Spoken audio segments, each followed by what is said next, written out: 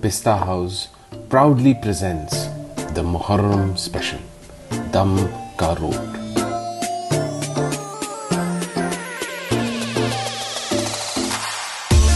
which has its own legacy in Hyderabad. The Shahi cookie, baked with all rich dry fruits and spices like saffron, is crunchy outside yet soft within.